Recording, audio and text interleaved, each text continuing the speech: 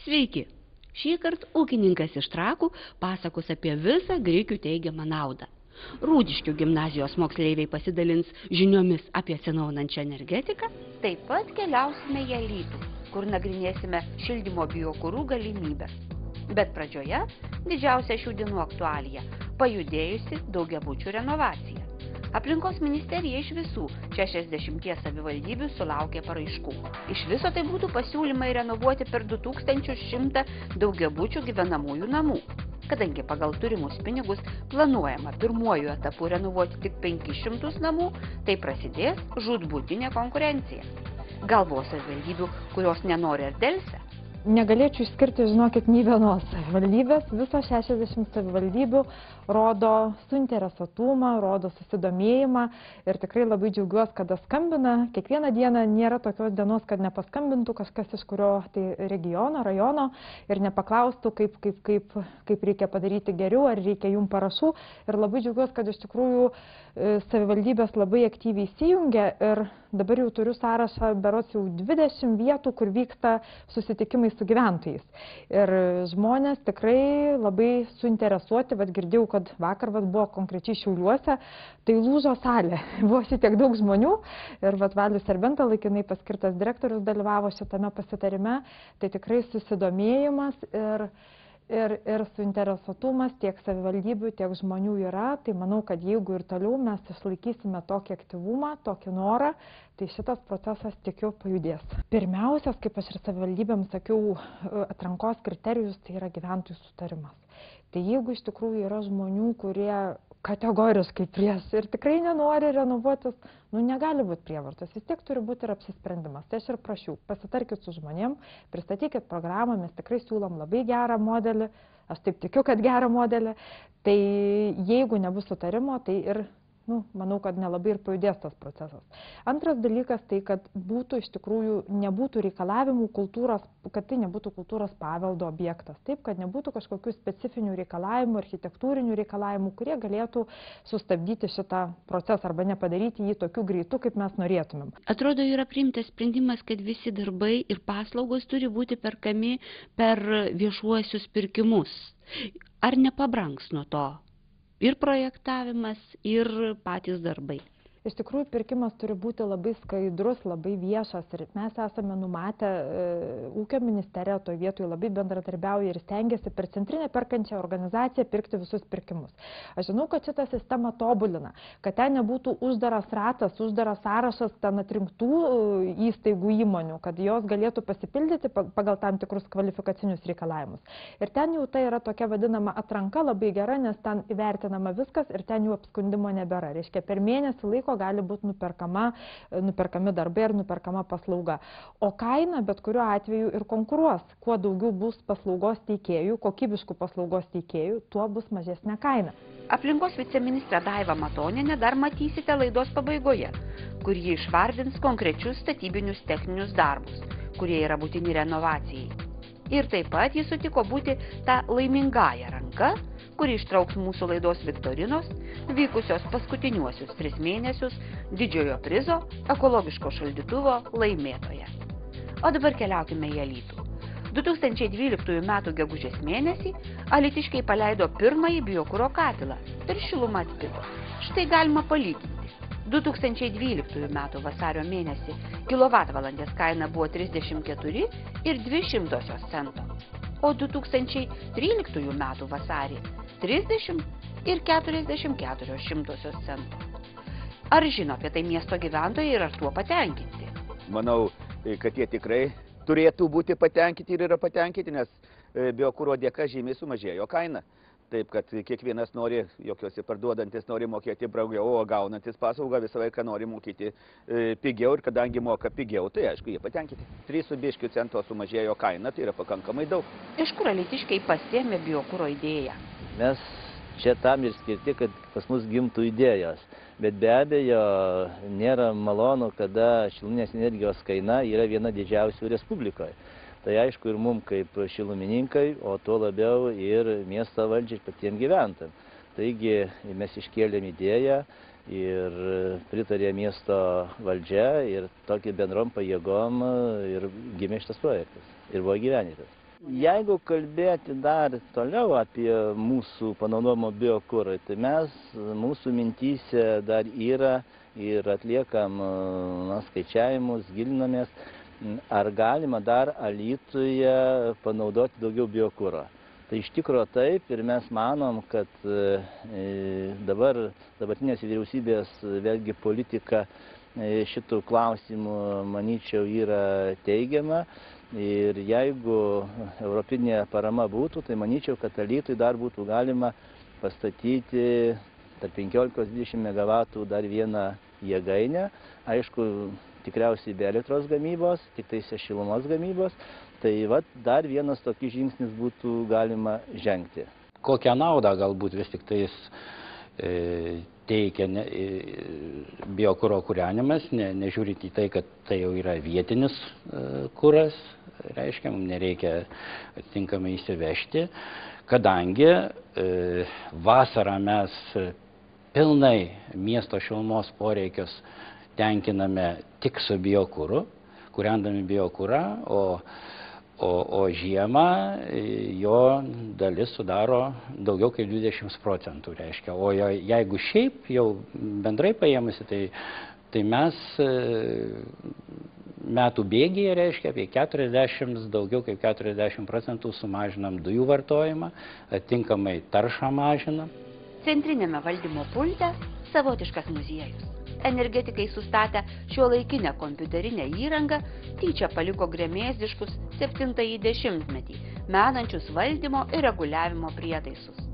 Viskas buvo registruojama ant popieriaus ritinėlių, kurie pagal kiaulystės dėsnį pasibaigdavo, kai būdavo koks ypatingas atvejis. Sklendės ir perjungimo rankenėlės rimto delno paspaudimo prašėsi, o ir kita įranga, bent jau metalo supirktuvėje, tikrai pranoktų šiuolaikinę. Inžinieriai gali daug papasakoti ir apie pačią katilinės įrangą. Sakykime, kodėl šioje katilinėje gali sudegti bet koks, kad ir blogiausios kokybės kuras. Tai yra suomiškas katilas, suomių gamybos ir principas veikimo jo toks, kad tai yra smėlio pagalvė, smėlio sluoksnis tam tikro storio apie 80 cm, tas smėlis įkaitinamas, reiškia, ir tą smėlį jis visą laiką juda, kadangi jį paduodamas oras, kuris reikalingas degimui. Ir ant smėlio to įkaitusio viršaus paduodama biokuro masė. Jis labai gerai susimaišo su oru, kadangi visą laiką pakibusi yra jis skraidančiam pavidale. Ir už tai labai geras sudegimas, atitinkamai visą tai įtakoja į katilo pačio kaip įrenginio efektyvumą, reiškia, jis labai efektyviai sudeginamas ir maksimaliai iš kuro išgaunama nauda jo turima šiluma. Kokių dar įmanoma rasti būdų atpiginti Alytaus miestui šilumos energiją? Jau visoje Respublikoje kalba žmonės ir specialistai, ir jau žmonės pradeda suprasti, kad yra du keliai. Visų pirma, panaudoti pigesnį kurą, tai galima sumažinti šiluminės energijos kainą. Ir antras kelias, tai renovuoti būstus. Tai ten galima sumažinti suvartojimą, o tuo pačiu ne kainą, bet šilumos kiekį sumažinti. Ir tokiu atveju galima sumažinti ne ten procentais, bet kartais. Tai būtent šitie du projektai įgyveninus ir gali duoti labai didelę naudą miesto gyventojams. Renovuotais daugiabučiais tik pasigrožėjome. Pafilmavome ir išskirtinį eksperimentinį, jau visur aprašytą daugiabutį, kuriame įrengtas šilumos siurblių šildymas bei moderni vidaus šilumos reguliavimo ir matavimo įranga. O interviu paėmėme iš Daugų gyventojo. Gyvena jis nedidelėme kotedže, šilumos turi tiek, kiek pats pasigamina. Kaimynų, kad jie įšaldo ar atvirkščiai ubagais per tą karštį paleis, neturi. Kotedžo sienos storos, todėl ką prisišildai, tą turi. Aišku, galėtų būti ir kažkas kitas, atsibosta per sezoną tas darbas, bet... O tai pavyzdžiui, per dieną kiek kartų reikia į tą pečiuką mesti malkas? Jei labai jau šalta, tai porą kartų. O jeigu nelabai? Užtenka vieną kartą, arba į 2 paras į vieną kartą. Aha. O tai va dabar žiūrim, čia nesikūrena, nors laukia tai tikrai vėsu pakankamai, bet kambarį reiškia yra... Šiandien 8 valandą kurta ir šiandien manau, kad daugiau ir nekursim. nes kadangi jau renovuotas namas ir pliusą duoda tas langai, renovacija. Ar stogas. pajutot, kai padarėt renovaciją, Tikrai pasikeitimą? taip didelį. Šiaip per sezoną sukūrendavom apie 3 tonas anglių. O dabar, kaip matėt, dar dauguma liks jo. Kitam sezonui ir manau dar liks. Reiškia, anglių beveik nereikėjo, užteko malkų tik tai, ar ne? Jo. Tiek apie šilumą iš biokuro Alytuje. Po reklaminės pertraukėlės susitiksime su ūkininku, kuris tiesiog garbina grikius. Taip pat Viktorinos didžiojo prizo nugalėtojas.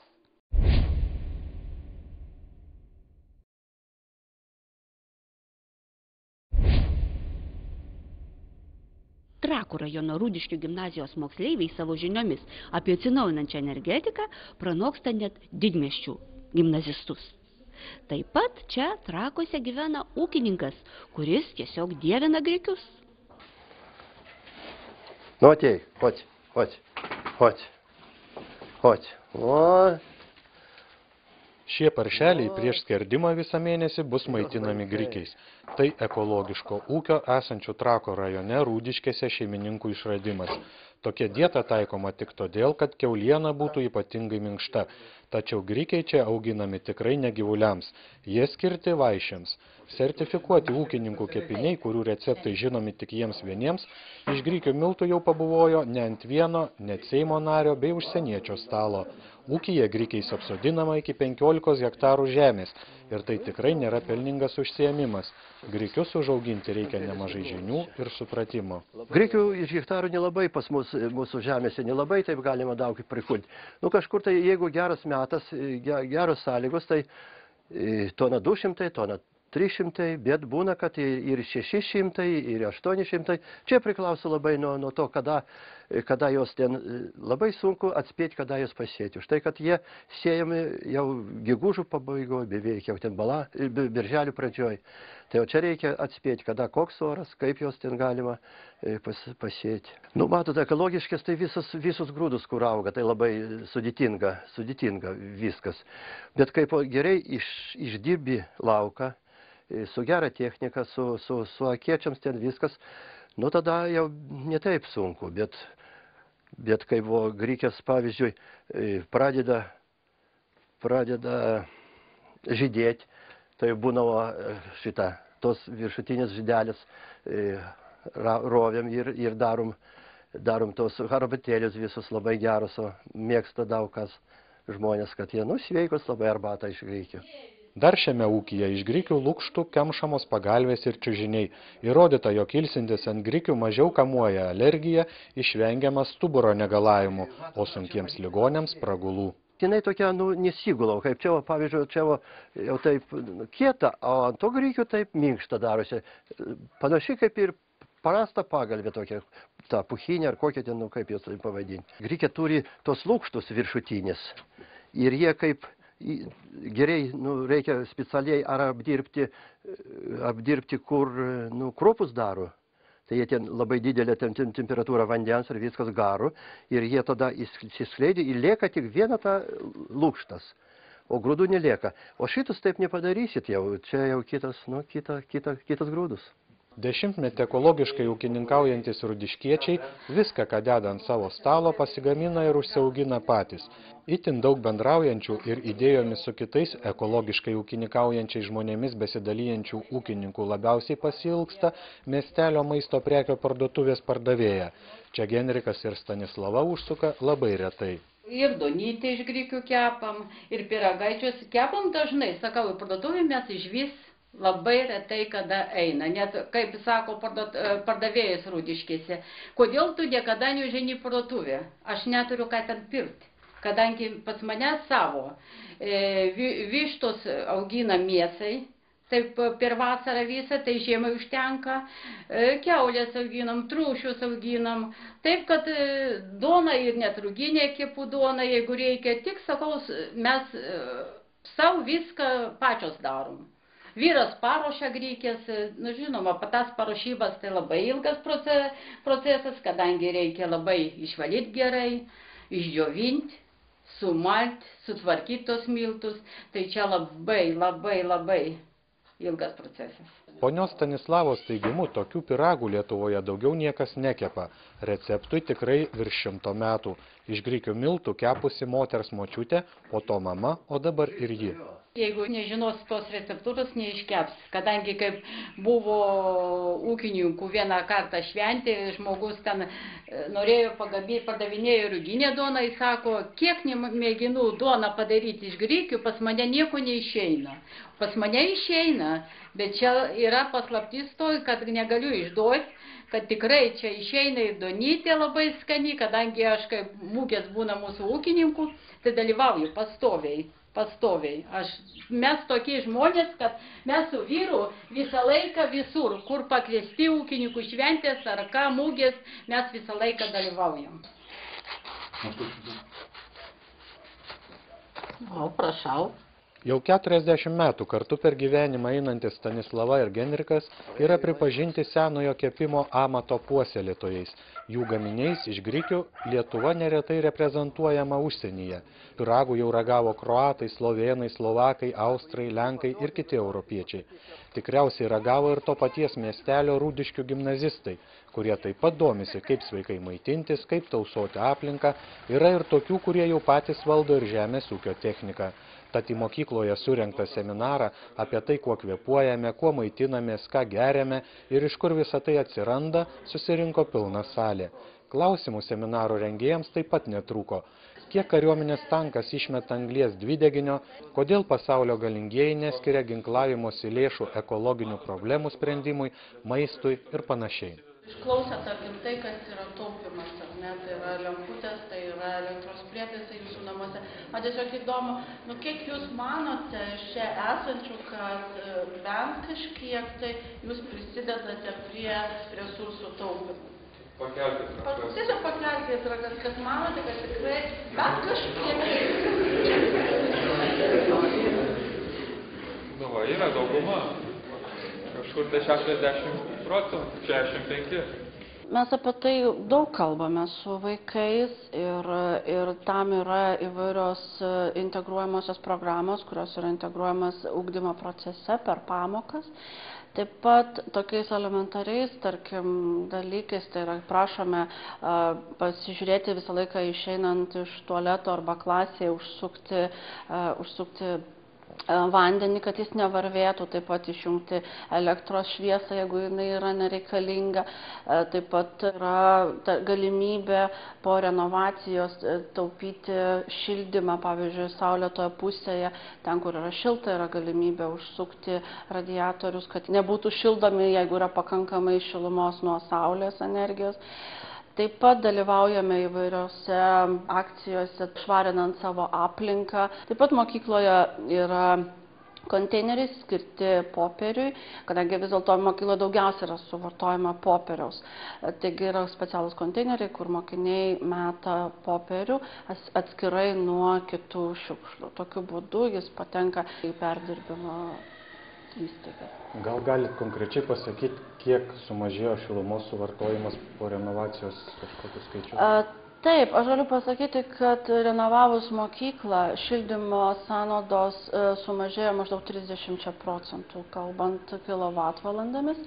Taip pat pakeitus apšvietimą yra sunaudojama apie 20% elektros energijos. Be pokalbių apie energijos taupymą, ekologiją ir sveiką maistą mokykloje kasmet vykdomos ir įvairios akcijos, kurių metu realiai stengiamasi nuveikti kokį nors gerą darbą. Mokinių pasididžiavimas iš popierinių origami pasigamintos puošnios suknelės. Mums pasiūlė mokytoja tai daryti ir tikriausiai dar prisidėjo tai, kad pas ją buvo labai daug įvairiausių popieriaus, kurį jinai nežinojo, kur padėti, kurį panaudoti. Ir jinai mums pasiūlė padaryti iš to, nes iš tikrųjų buvo labai daug prisirinkę. Ir dar pasakė, kad pas save namuose paieško daug popieriaus, jeigu yra kokio nereikalingo. Ir labai daug radom visko. Nuo visokiausių žurnalų, nuo visokiausių knygų ir lankstėm iš visko, ko turėjom. Ir išėjo, ir šitą darbą, šitas sukneles mes įdėjom pusę metų mes jas lankstėm ir, manau, visai neblogai išėjo. Aš suprantu, kad šitų suknelių kaip ir negalima panaudoti labai praktiškai, bet taip į kokią parodą ar taip kur nors jas nuvežti, tai, manau, visai galima buvo. Miestuose žmonės yra pripratę labiau prie greito gyvenimo būdo. Jie negali, tarkim, sau leisti eiti į mokyklą kitam miesto gale. Mes galime Rūdiškėse tiesiog ateiti į mokyklą, jeigu gyvename netoliese. Kiti žmonės važinėja troleibusus, automobiliais, jų tempas gyvenimo yra labai greitas, o mes ramiai galime savo pasivaikščioti, savo ateiti į mokyklą, pasivažinėti dviračiu, nueiti darže pasikrapštyti. Mūsų mokykla dalyvavo praeitais metais ir užpraeitais metais akcijoje Rūšiuokime šiukšles. Tai rūšiavom, tai rinkom makulatūrą, taip pat rinkom dar plastikinius butelius. Tai buvo surinkta tikrai daug, nes kiek pamenu, tiek visa priekaba ten tų popierių buvo. Ir mūsų klasė buvo laimėjusi išvyką į Višyvendens parką. Rudenį vyko akcija Ateik į mokyklą pėsčias. Buvo skatinami mokiniai ateiti į mokyklą pėstiems, o ne su mašina, jeigu tai yra galimybės. Ir tie, kas atėjo į mokyklą su mašina, tai turėjo padaryti šiokią tokią mankštelę.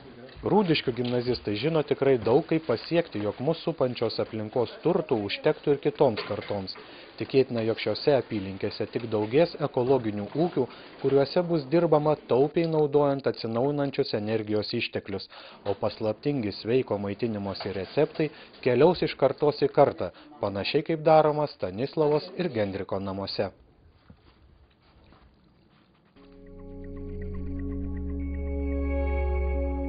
Praėjusioje laidoje skambėjo štai toks klausimas. Kiek namų ruošiasi renovuoti Ignalinos rajono savivaldybė? Ir teisingas atsakymas buvo 53 daugiabučius namus. Pirmasis teisingai atsakė Vilius Brazinskas. Jam atitenka prizas savaitės leidinio prenumerata mėnesiui. Na, o dabar vėl suteikiame žodį aplinkos viceministrei poniai Daivai Matoniniai. Kokius darbus būtinai turės atlikti tie, kurie imasi daugiabučių renovacijos? Pirmiausia, tai turi susitvarkyti šildymo sistemą. Tai yra paskaičiuota, kad energinio efektyvumo prasme tai yra didžiausia nauda namui. Po to pagal investicijų projektą žmonės gali pasikeisti langus, gali įsistiklinti balkonus, jeigu nori. Jeigu net, gali tiesiog pasitvarkyti ir stogą, gali pasitvarkyti sienas, vėl priklausomai nuo to, koks yra namo stovis. Namo stovis gali būti skirtingas, bet mes esam dar padarę tokį palengvinimą, yra parinkti 37 tipiniai projektai, tai aš visiems sakau ir visoms savivaldybėm, kad jums nereiktų rengti techninius projektus, pagal serijas jūs galite dar minimizuoti kaštus ir pagreitinti apsisprendimą. Bet pirmiausia, tai kviečiame žiūrėti ir pradėti darbus būtent nuo šildymo sistemos sutvarkymo. Na, dabar prašysime ištraukti laimingąjį per 3 viktorinos mėnesius susibrandinusi lapelį su nugalėtojo pavarde. Taip, tai čia buvo klausimas Marijampolėje, yra 2 hidroelektrinės Antanavo ir Puskelnių. Tai laimėtoja, kaip suprantu, yra Aistė Salomskaitė. Tad sveikiname laimėtoją Aistę Salomskaitę ir kviečiame ją atsiimti prizą – ekologišką šaldytuvą A++ klasės. Na, dabar skelbėme naują klausimą. Kiek šilumos pagaminama Alytuje iš biokuro? Laukiame jūsų atsakymų. Primename, kad pirmasis teisingai atsakęs gaus savaitės leidinio mėnesio prenumeratą, o visi teisingai atsakiusieji dalyvaus naujame viktorinos ture, kur galima laimėti ekologišką šaldytuvą snaigę A++. Gero jums savaitgalio ir likite su Lietuvos ryto televizija.